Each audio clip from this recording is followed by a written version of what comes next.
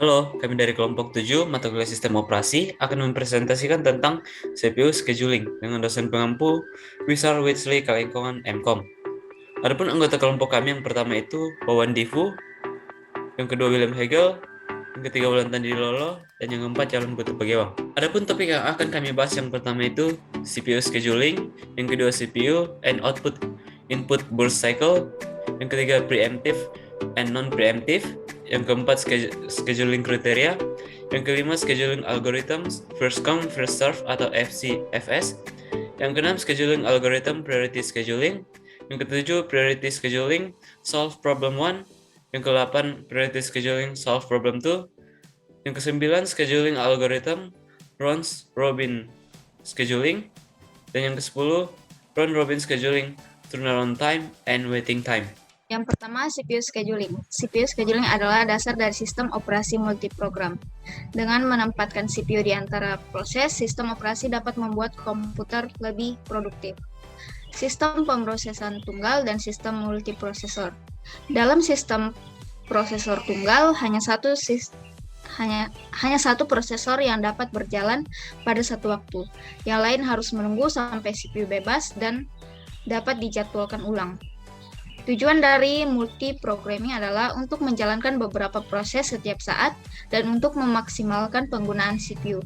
Sebuah proses dijalankan sampai harus menunggu, biasanya untuk penyelesaian permintaan I/O yang dalam sistem komputer sederhana, CPU kemudian hanya diam. Agar waktu tidak terbuang sia-sia, maka dapat dimanfaatkan dengan multiprogramming dan agar dapat menggunakan waktu ini secara produktif.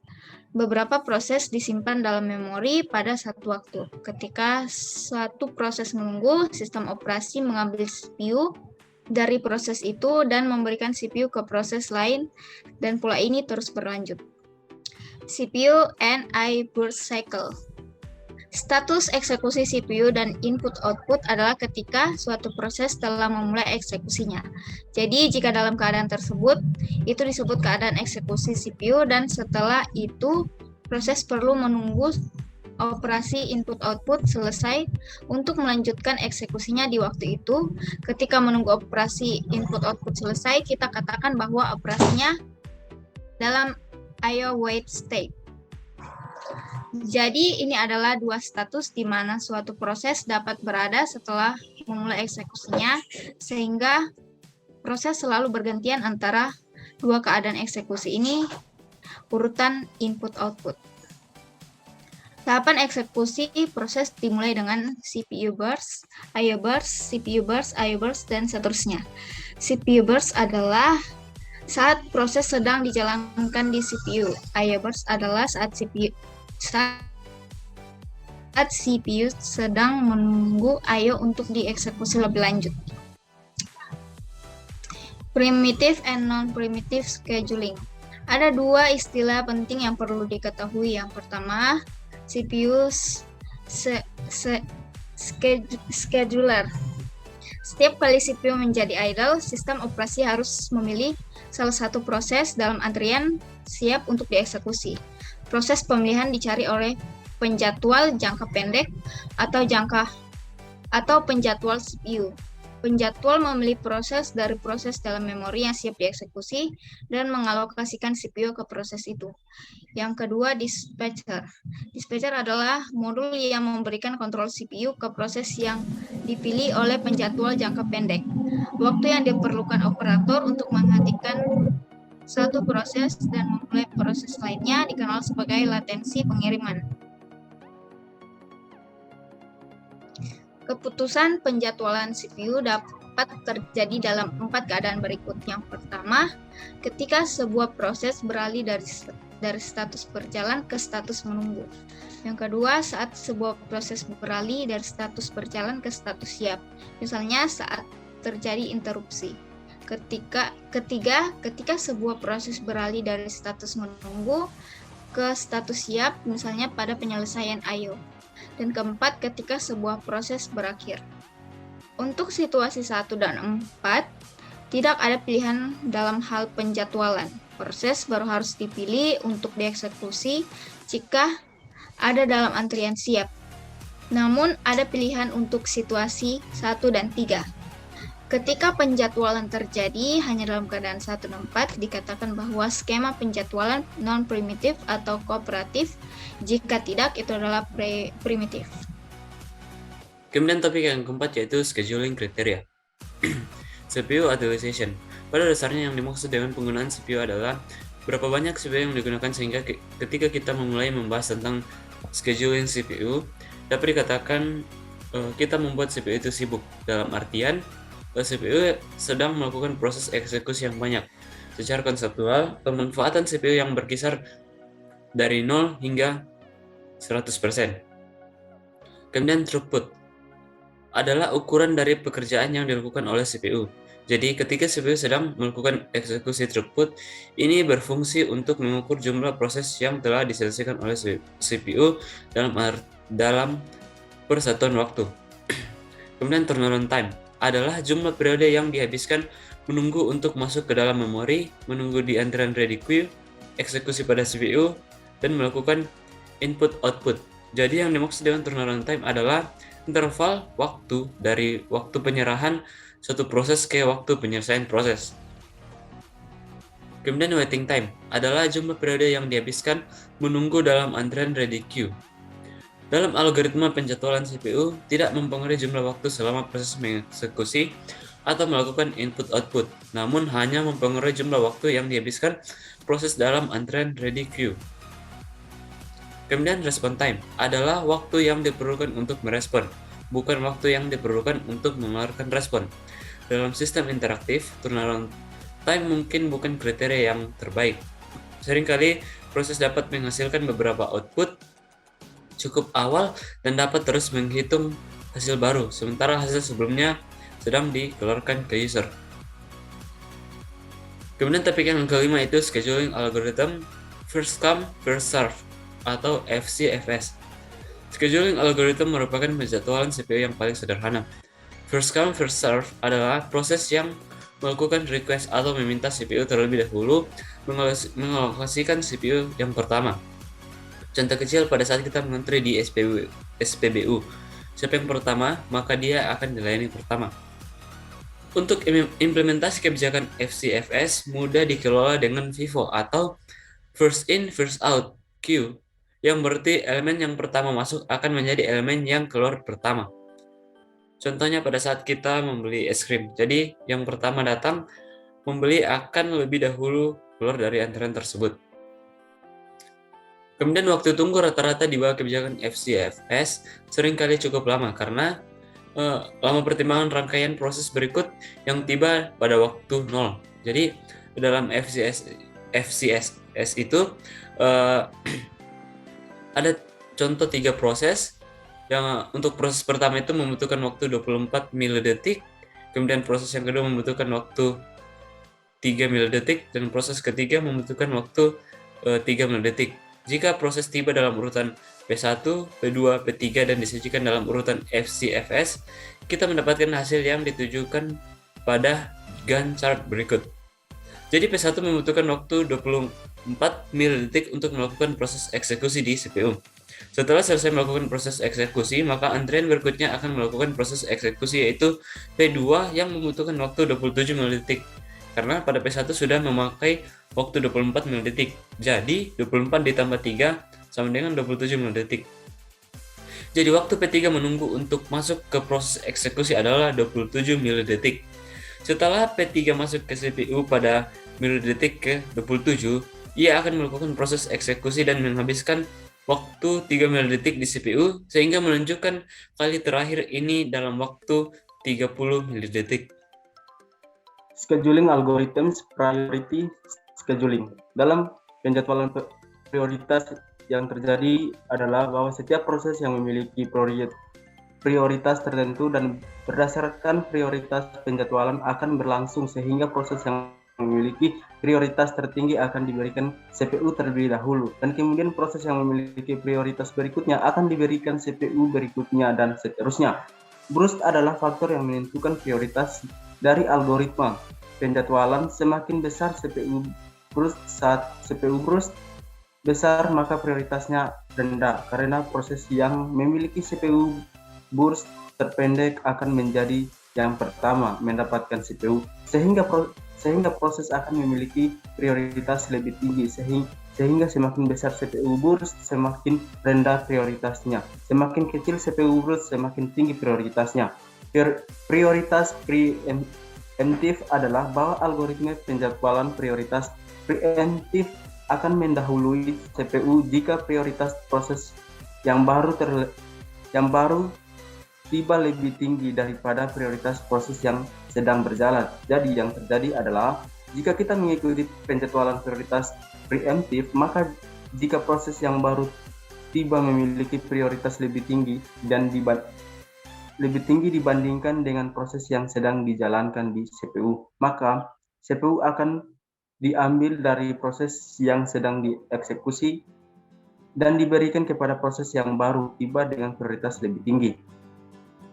Non-preemptif adalah algoritma penjadwalan prioritas non-preemptif hanya akan mendapatkan proses baru di kepala antrian siap. Bagaimana kita membentuk bagan gen? Ini jadi jika kita melihat proses yang merupakan salah satu dengan prioritas tertinggi dalam daftar ini yang kita miliki, jadi P2 akan menjadi proses untuk mendapatkan CPU terlebih dahulu sehingga P2 mendapatkan CPU di sini, dan berapa lama untuk mengeksekusi P2 akan dieksekusi selama 1 milidetik karena ada waktu burst P2, jadi P2 pelaksanaan dari 0 hingga 1 milidetik. Kemudian materi yang selanjutnya yaitu contoh dari priority scheduling. Soalnya yaitu pertimbangkan rangkaian proses dengan waktu kedatangan dalam milidetik, waktu burst CPU dalam milidetik, dan prioritas. 0 adalah prioritas tertinggi, ditunjukkan di bawah ini. Tidak ada proses yang memiliki waktu burst I/O. Pertanyaannya yaitu waktu tunggu rata-rata dalam milidetik dari semua proses menggunakan algoritma penjadwalan prioritas preemptif adalah A29, B30, C31, dan D32. Untuk menyelesaikan soal ini, perlu kita ingat bahwa arrival time merupakan waktu kedatangan suatu proses di CPU untuk diproses. Kemudian burst time adalah waktu yang dibutuhkan suatu proses untuk dieksekusi di CPU. Dan di sini kita menggunakan prioritas preemptif yang ketika proses dengan prioritas lebih tinggi tiba daripada proses yang dieksekusi saat ini, maka proses yang sedang dieksekusi dapat didahului atau CPU dapat diambil darinya. Untuk menyelesaikan soal ini kita membuat dalam bagan gen. Dalam bagan gen ini berhubungan dengan tabel yang ada di sini. Yang pertama diproses yaitu P1 karena memiliki arrival time yaitu 0. Jadi yang paling pertama datang. Kemudian langsung masuk ke CPU untuk diproses. Namun untuk diproses selama 11 detik. Namun pada milidetik kedua P4 datang, maka P1 yang sementara diproses akan dihentikan karena P4 memiliki prioritas lebih tinggi daripada P1. Jadi P1 akan diberhentikan. Kemudian yang akan dijalankan oleh CPU adalah P4 yang akan dijalankan selama 10 milidetik. Pada saat P4 dijalankan, P2 juga datang pada milidetik kelima sebelum P4 selesai, dan P4 yang sementara di proses ini akan dihentikan karena P2 memiliki prioritas paling tinggi yaitu 0. Dan secara khusus di soal dikatakan bahwa 0 merupakan prioritas paling tinggi. Jadi P2 akan diproses sampai selesai. Meskipun ada proses lainnya yang tiba yang memiliki arrival time datang, P2 akan tetap dilanjutkan sampai selesai karena merupakan prioritas paling tinggi. Setelah P2 diproses dari milidetik ke-5 sampai milidetik ke-33 karena dia diproses selama 28 detik. Jadi 5 tambah 28 sama dengan 33. Setelah P2 selesai akan dilanjutkan kembali proses P4 yang belum selesai tadi. P4 baru diproses selama 3 detik, yaitu dari milidetik kedua sampai milidetik kelima selama 3 milidetik. Maka sisanya yaitu 7 milidetik, bukan lagi 10. maka akan diproses selama 7 milidetik dari milidetik 33 sampai milidetik 40 sampai selesai. Kemudian setelah P4 selesai, yang selanjutnya akan diproses yaitu P1. P1 akan diproses kembali. Pada saat pertama, P1 hanya diproses selama 2 milidetik, lalu dihentikan karena proses P4 masuk tadi. Dan karena proses selama 2 milidetik, maka burst time-nya berkurang. Burst time-nya berkurang selama 2 milidetik menjadi 9 milidetik. Jadi yang diproses di sini dari milidetik ke 40 ditambah 9 sama dengan 49, sehingga P1 selesai. Kemudian lanjut ke P3 dan P5. Dapat kita lihat bahwa P5 datang terlebih dahulu dengan arrival time lebih rendah daripada P3. P5 datang terlebih dahulu, namun karena priority P5 lebih diprioritaskan daripada P3, namun karena P3 lebih diprioritaskan daripada P5, maka P3 yang akan diproses terlebih dahulu di CPU. Dan proses P3 memakan waktu burst time sebanyak 2 milidetik, yaitu 49 ditambah 2 menjadi 51. Setelah itu, setelah P3 selesai, proses yang terakhir yaitu P5 yang memakan waktu sebanyak 16 milidetik, dari milidetik ke 51 ditambah 16 yaitu 67. Jadi seperti itu penjelasan dari bagan gen. Kemudian untuk menghitung waktu, untuk menghitung rata-rata waiting time, yaitu total waiting time, kemudian dikurang number of millisecond proses execute, kemudian dikurang arrival time. Hasilnya, misalnya untuk P1 untuk selesai dia memiliki waiting time selama 40 detik sebelum dia diproses untuk terakhir kalinya. Jadi waiting time selama 40 detik menunggu proses lain selesai. Lalu giliran P1 untuk diproses. Namun yang dimaksud dengan number of millisecond di sini bahwa P1 sebelumnya pernah diproses selama 2 milidetik namun terhenti, maka itu dikurangkan di sini 40 kurang 2 kurang 0. 0 adalah arrival time yang dapat kita lihat di tabel ini. Kemudian untuk P2 juga sama.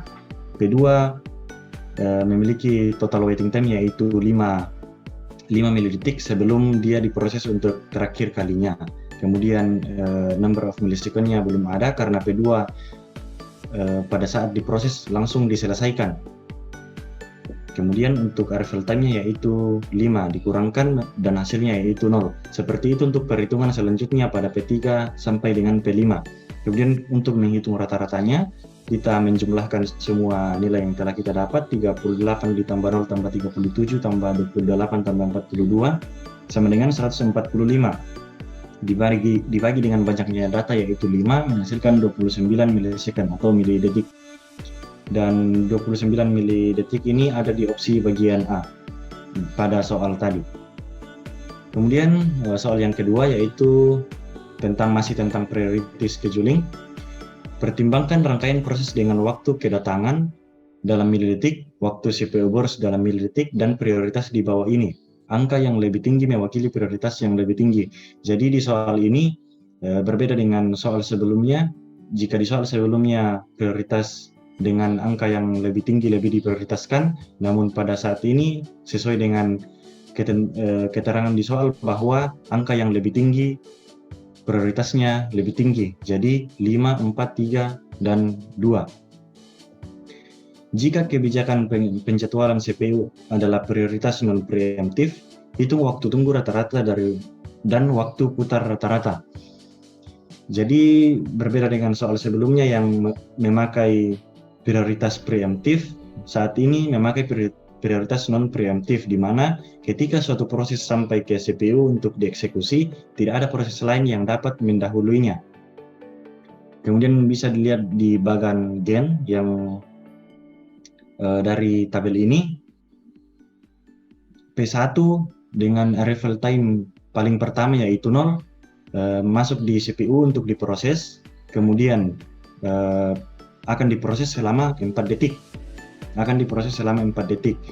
Pada saat P1 masih diproses, pada milidetik kedua, pada milidetik pertama sudah datang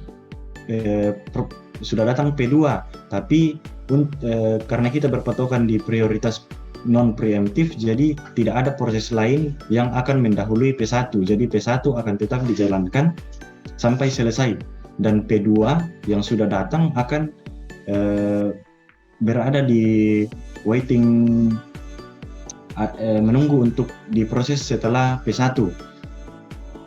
Begitu seterusnya, pada P3 juga datang pada milidetik kedua, P4 pada milidetik ketiga, dan P5 pada milidetik keempat. Namun semuanya ini menunggu untuk P1 selesai dieksekusi, lalu selanjutnya.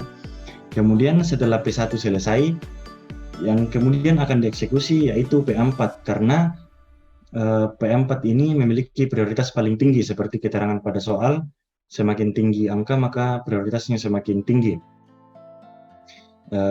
P4 dan P5 sama-sama memiliki prioritas paling tinggi. Namun di sini menggunakan sistem FIFO, yaitu first in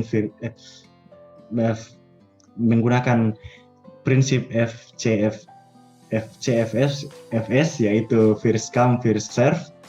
Maka yang akan diproses terlebih dahulu yaitu P4, karena P4 datang lebih awal daripada P5 dan memiliki waktu burst time selama 5 milidetik. Kemudian setelah P4 maka dilanjutkan ke P5 sesuai dengan prioritasnya. Kemudian untuk mencari seperti yang diminta pada soal, yaitu rata-rata dari turnaround time dan rata-rata dari waiting time. Untuk menghitung turnaround time, yaitu completion time dikurang dengan arrival time. Completion time kita dapat lihat di bagan gen yang telah kita buat. P1 menghabiskan waktu selama 4 detik untuk diproses, lalu selesai, kemudian disambung dengan P4 yang kemudian disambung dengan P4. Namun di sini P2 terlebih dahulu, P2 selesai dalam 15 detik, kemudian P3 selesai dalam 12 detik, P4 dalam 9 detik, dan P5 dalam 11 detik. Kemudian menghitung turnaround time, 4 sesuai rumus, 4 dikurangi 0, yaitu arrival time dapat kita lihat di sini, sehingga kita melakukan operasi pengurangan dan menghasilkan seperti ini. Kemudian hasilnya yaitu untuk turnaround time, rata-rata turnaround time kita jumlahkan 4 tambah 14 tambah 10 tambah 6 tambah 7, hasilnya 41 dibagi 5 sama dengan 8,2 milidetik. Kemudian rata-rata waktu tunggu atau waiting time yaitu 0 tambah 11 tambah 9 tambah 1 tambah 5 sama dengan 26 dibagi 5 sama dengan 5,2 milidetik. Kemudian materi selanjutnya yaitu scheduling algorithm, round robin scheduling. Algoritma penjadwalan round robin dirancang khusus untuk sistem pembagian waktu dalam satu waktu, mirip dengan penjadwalan first come first serve yaitu atau FCFS, tetapi preemption ditambahkan untuk beralih di antara proses. Satuan waktu kecil yang biasanya disebut kuantum waktu atau irisan waktu, dan kali ini kuantum waktu atau irisan waktu umumnya didefinisikan dari 10 hingga 100 milidetik. Penjadwal CPU berjalan di sekitar ready queue, mengalokasikan CPU ke setiap proses untuk interval waktu hingga 1 kali kuantum. Jadi di sini yang akan terjadi adalah ready queue, di mana proses yang sedang menunggu diperlakukan sebagai circular queue. Untuk gambaran circular queue seperti berikut pada gambar yang paling di atas. Dan di ready queue itu terdapat penjadwal CPU yang akan menetapkan CPU ke proses ini, dan akan ada kuantum waktu tertentu yang akan ditentukan, dan hanya untuk jumlah itu atau periode waktu itu CPU akan ditugaskan ke proses tertentu.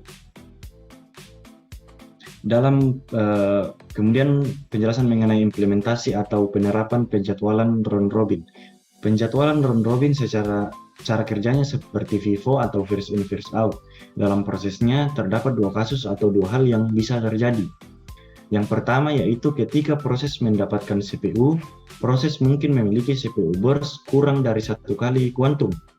Artinya bahwa kita memiliki kuantum waktu yang merupakan periode waktu tertentu dan proses CPU burst mungkin kurang dari kuantum waktu tersebut. Misalnya, kuantum waktu yang telah kita definisikan adalah 5 milidetik, tetapi waktu burst-nya hanya 3 milidetik. Maka yang akan terjadi adalah setelah proses itu menggunakan waktu selama 3 milidetik, proses itu dapat melepaskan CPU, dan itu terjadi secara langsung. Ketika CPU dilepaskan secara langsung oleh proses itu, maka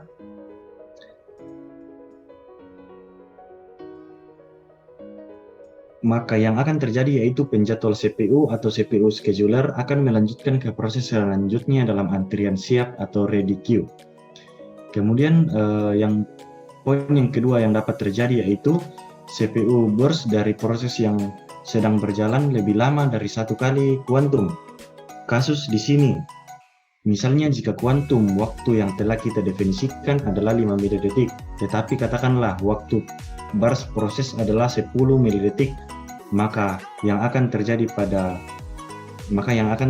yaitu timer akan mati dan akan memakan biaya dan mengganggu sistem operasi dengan menyebabkan interupsi ke sistem operasi. Dan yang terjadi setelah itu yaitu saklar konteks akan dieksekusi dan proses akan diletakkan di ujung ready queue. Proses mendapatkan CPU untuk eksekusinya dan sedang dieksekusi dan memiliki waktu burst lebih besar daripada kuantum waktu yang kita miliki. Misalnya, memiliki kuantum waktu 10 milidetik dan jika kuantum waktu hanya 5 milidetik maka akan dijalankan selama 5 milidetik pertama dan setelah itu pengatur waktu akan mati. Maka yang akan terjadi adalah proses itu tidak benar-benar menyelesaikan eksekusinya. Maka proses ini akan diambil dari kepala atau head dan akan diletakkan kembali di ekor antrian siap atau ready queue. Jadi itulah yang akan terjadi dalam kasus di mana waktu pertama dari proses yang sedang berjalan lebih lama dari kuantum waktu. Jadi algoritma round robin ini adalah algoritma penjadwalan yang sangat penting dan sebagian besar digunakan untuk sistem pembagian waktu. Di sini kita harus sangat berhati-hati dalam memilih kuantum waktu. Jika kita memiliki kuantum waktu yang sangat besar, mungkin ada beberapa kelemahan, dan jika kita memiliki kuantum waktu yang sangat kecil, akan ada terlalu banyak saklar konteks yang akan terjadi. Jadi kita harus mencapai keseimbangan antara keduanya untuk membuat algoritma ini bekerja dengan cara yang efisien.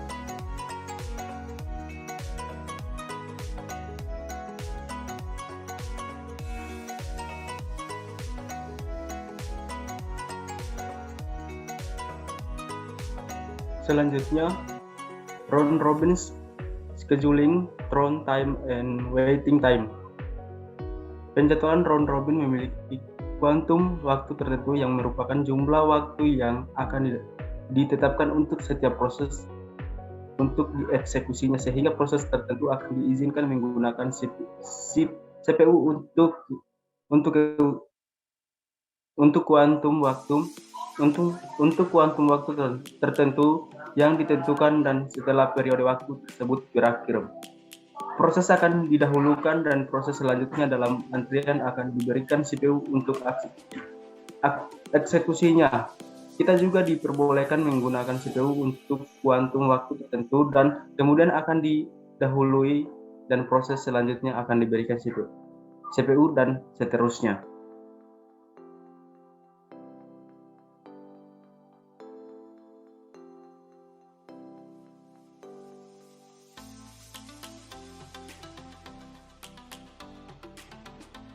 Contohnya, kita mengambil waktu kuantum adalah 4 milidetik, yang berarti setiap proses akan diizinkan untuk dieksekusi selama 4 milidetik, yang setelah itu CPU akan diberikan ke proses selanjutnya. Dalam artinya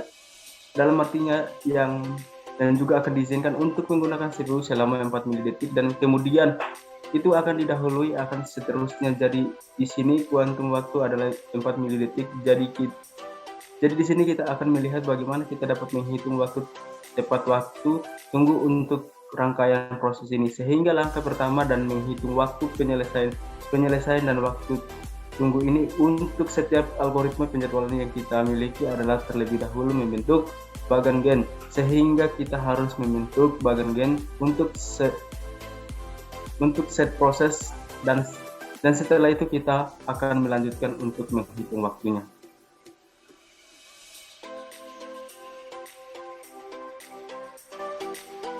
Demikian presentasi dari kelompok kami, kelompok 7.